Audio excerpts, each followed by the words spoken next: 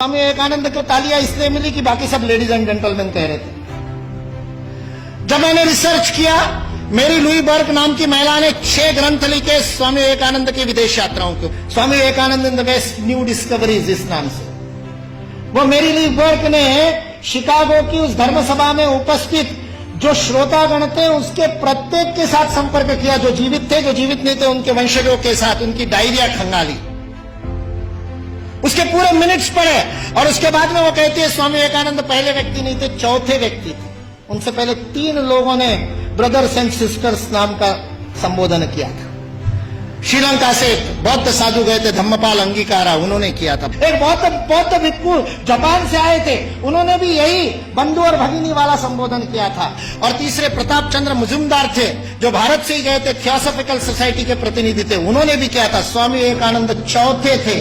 उस सभागृह ने पहले 3 बार वो संबोधन सुना था, उसके बावजूद नाविन्य के कारण तालियां नहीं बजी थी 2.5 मिनट तक। उसके बावजूद 2.5 मिनट तक तालियां बजी, क्योंकि वहां खड़े हुए व्यक्ति के अंदर वह भातृत्व का, वह बंधुत्व का, वह अपनत्व का, वह आत्मीयता का, मेरा कोई है, इस प्रकार का बोध उस वाणी के माध्यम से श्रोताओं के साथ जुड़ा था।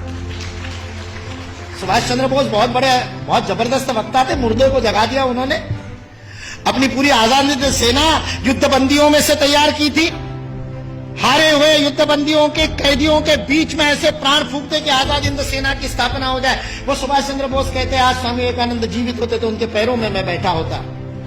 उस सुभाष चंद्र बोस को किसी ने पूछा कि स्वामी विवेकानंद के शब्दों का असर क्यों हुआ, तो उन्होंने अपनी वो कवित्वमय वक्तृता में कहा था, जो बात होठों से बोली जाती है होठों तक पहुंचती है, जो बात गले से बोली जाती है मेरे जैसे चिल्ला चिल्ला के वो गले तक पहुंचती है, कभी कभी गले उतर भी जाती है, लेकिन हृदय तक वही बात पहुंचती है जो हृदय से कही जाती है। और स्वामी विवेकानंद के शब्द हृदय से कहते हैं। सारा 1.5 महीने का अपमान विष का प्राशन करने के बाद ये शिव वहां खड़ा होकर के कल्याण के मंत्र बोलता है और अमेरिका निवासियों को बहनों और भाइयों कह करके बोलता है, जिन अमेरिका वासियों ने उसको खाने के लिए नहीं दिया था, दर दर की ठोकरें खाने पर मजबूर कर दिया था, यू ब्लैक गेट आउट कह करके जिसका हर दरवाजे पर स्वागत हुआ था, 1.5 महीने तक अपमान सहने के बाद उस अपमान के विष को पी करके भारत का हिंदुत्व का सच्चा प्रतिनिधि, जिसने गर्व से कहो हिंदू है, उस दिन 11 सितंबर को पहली बार बोला था कि मैं गर्व से कहता हूं कि उस हिंदुत्व का मैं प्रतिनिधि हूं। बस स्वामी विवेकानंद सच्चे अर्थ में प्रतिनिधित्व करता है और उस पूरे सभागार को ही नहीं, पूरी अमेरिका को अपने भातृत्व बोध से बोधित करता है।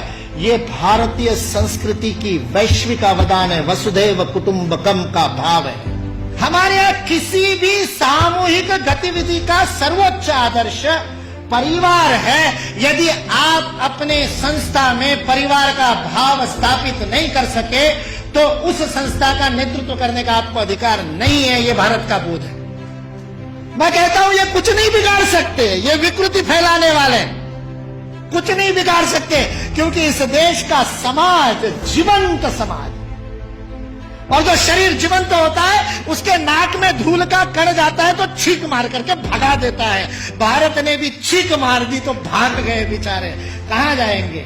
और आज जिस बात के ऊपर हंसते थे उन सारी बातों को स्वीकार करने के लिए विश्व मजबूर है, विवश है। एंगस मेडिसन नाम के एक अर्थशास्त्री को काम दिया गया सन 2000 में। जिस कालगणना की आप दोनों ने बात की, उस कालगणना में 1000 की गिनती बड़ी महत्वपूर्ण थी, क्योंकि बाइबल में लिख दिया कि 1000 वर्ष जब पूरे हो जाएंगे तो मिलेनियम पूरा होगा। और मिलेनियम का बाइबलिकल अर्थ है कि उस दिन वापस आएगा क्राइस्ट, और उसके बाद में सबका जजमेंट होगा और सबको कौन किसने पास में बैठेगा वो तय होगा, और जिसने नहीं माना होगा उन सबको जहन्नुम में भेज दिया जाएगा। 1000 साल बाद हुआ नहीं तो सबको लगा 2000 साल बाद हुआ। इसलिए 2000 बड़ा महत्वपूर्ण वर्ष था।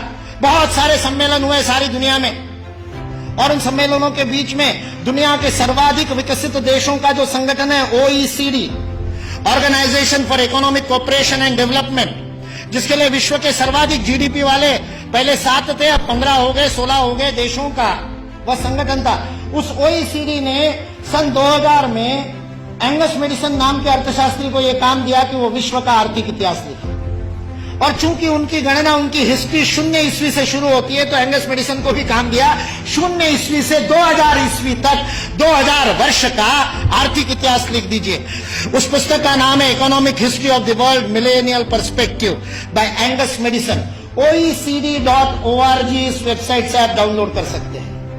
2000 वर्ष का आर्थिक इतिहास लिखा है एंगस मेडिसन ने। और वह एंगस मेडिसन कहता है कि पहले 1500 वर्ष 0 ईस्वी से लेकर के 1490 तक 99 तक सारे विश्व के जीडीपी में लगभग 2/3 66% योगदान देने वाला देश कोई था तो वो भारत देश था।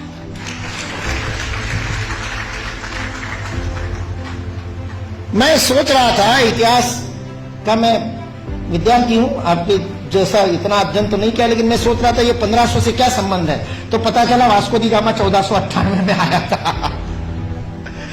और